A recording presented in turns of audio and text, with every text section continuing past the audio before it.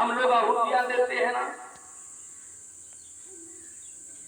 लेकिन वो आहुति अपने सर का ही दे दिया। महादेव प्रसन्न हो गए, दशानन हो गए, अपना 5 मुख लिए उनको 10 मुख दे दिया, दशानन हो गए। अच्छा, इसीलिए तो भगवान को भोलेनाथ भी कहा गया, बड़े सीधे सरल देवता, एक लोटा जल से प्रसन्न हो जाने वाले। जब वो माता जानकी को हरण करने के लिए आए तो उसने सोचा कि क्या जरूरी था कि साधु बनकर आता?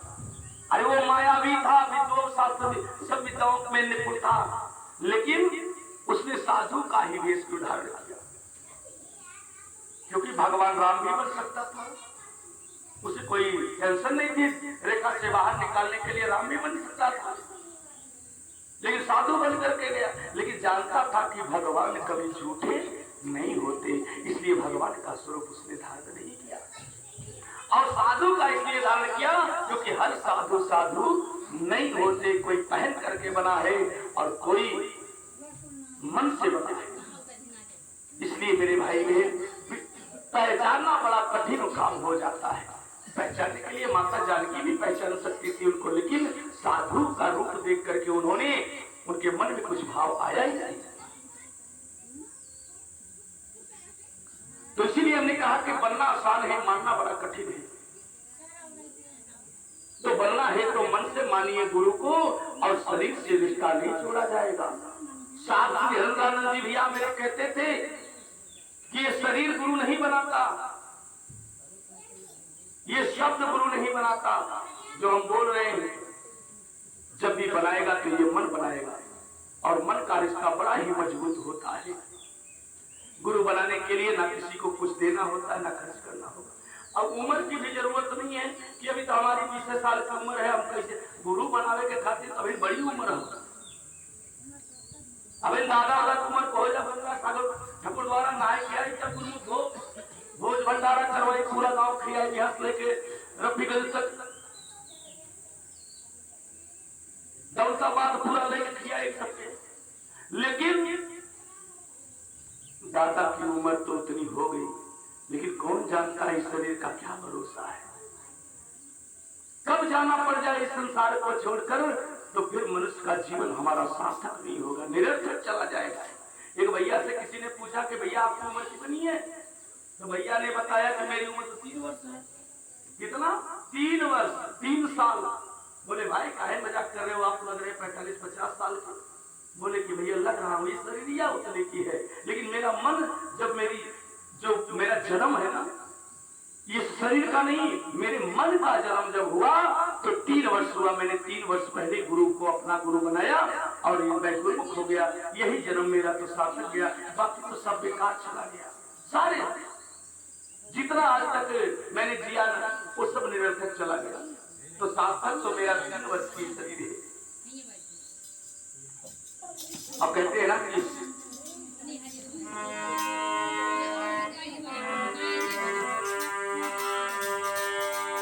गुरु होंगे गुरु बावले, गुरु के रहिएगा, जो गुरु भेजे नरक में तो भी स्वर्ग का वास।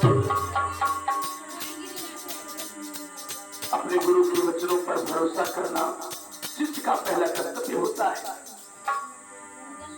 एक समय की बात, किसी राज्य में एक राजा की राजकुमारी जिसका नाम था वैराग्यवती। वैराग्यवती बचपन से ही वैराग्य धारण कर लिया, ध्यान लगाती रही उस ईश्वर में। पिता ने बहुत समझाया कि बेटी तुम राजा की राजकुमारी हो और तुम्हें ये सब शोभा नहीं देता कि तुम्हें वैराग्य जीवन अपना जीना है।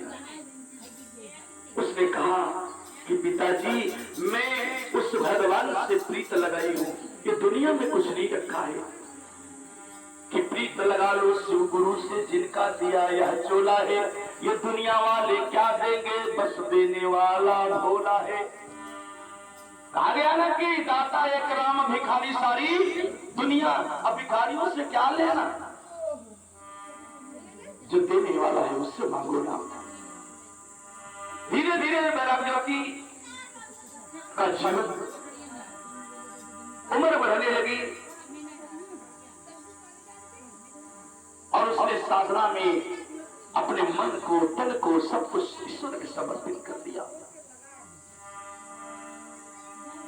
एक दिन उसके घर में एक चोर घुसा, चोरी के हिसाब से सोचा कि मैं इस घर में चोरी करूंगा तो बहुत धन मिलेंगे, क्योंकि राजा की पुत्री ये राजकुमारी है। तो जब वैराग्यवती के ऊपर उसकी नजर पड़ी तो उस चोर ने सोचा इसको तो इस ढंग से नहीं, दूसरे ढंग से इसको छला जाए, लूटा जाए। तो वो चोरी नहीं किया, वो चला गया। सवेरा हुआ, सवेरे सवेरे वो बाबा बनकर आया। अभी हमने कहा कि हर संत नहीं हुआ करते, बनना आसान है, मानना बड़ा कठिन है। वो बन करके आया, अलख लगा दिया दरवाजे पर, वैराग्यवती निकली घर से बाहर, देखा हमारे दरवाजे पर संत आए हुए हैं। उसने बड़ी श्रद्धा भाव से आसन दिया बैठने के लिए। तो वह चोर बाबा था ना, तो उसने कहा कि वैराग्यवती बच्चा मुझे जल पिलाओ। वैराग्यवती गई, जल लेकर के आई। जैसे जल उसने दिया तो बाबा ने कहा कि बेटा मुझे एक बात बताओ, तुमने गुरु दीक्षा ली है, किसी को अपना गुरु बनाया है? उसने कही नहीं, अभी तक तो नहीं।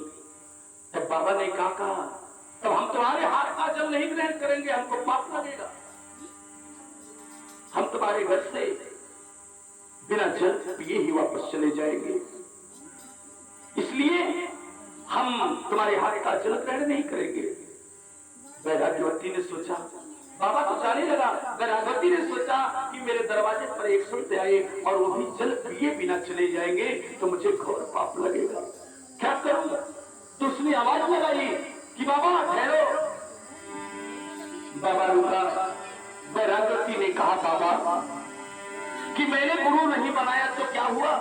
आप भी तो संत हो, आप भी तो महात्मा हो, आप भी मेरे गुरु बन करके मुझे गुरु दीक्षा दे दो। कि बाबा आप भी तो संत हो, आप भी महात्मा हो, मुझे आप भी गुरु बन करके मुझे गुरु दीक्षा दे दो।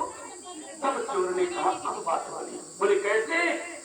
तो बोले कि बेटा मैं कल आऊंगा, यहाँ आज शुभ दिन नहीं है, लेकिन तुम उससे पहले क्या करना, हम यहाँ नहीं देंगे गुरु दीक्षा, लेकर के चलेंगे जंगल में, वहां गुरु दीक्षा देंगे।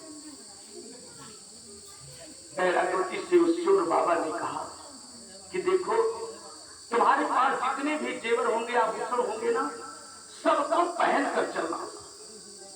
अब वो वैराग्यवती राजकुमारी सारे आभूषण गहने सब पहन करके लद करके चली गई, जंगल में चली गई। बाबा मिला और धीरे धीरे दोनों जंगल की तरफ चले। धीरे धीरे जंगल में प्रवेश कर दिया और उस स्थान पर पहुंचे जहां बड़ा ही सुनसान स्थान था, वहां कोई आता जाता नहीं था। आज वैराग्यवती को लेकर के एक वृक्ष के पास खड़ा कर दिया और अपने झोली से अपने उस गमछे को निकाल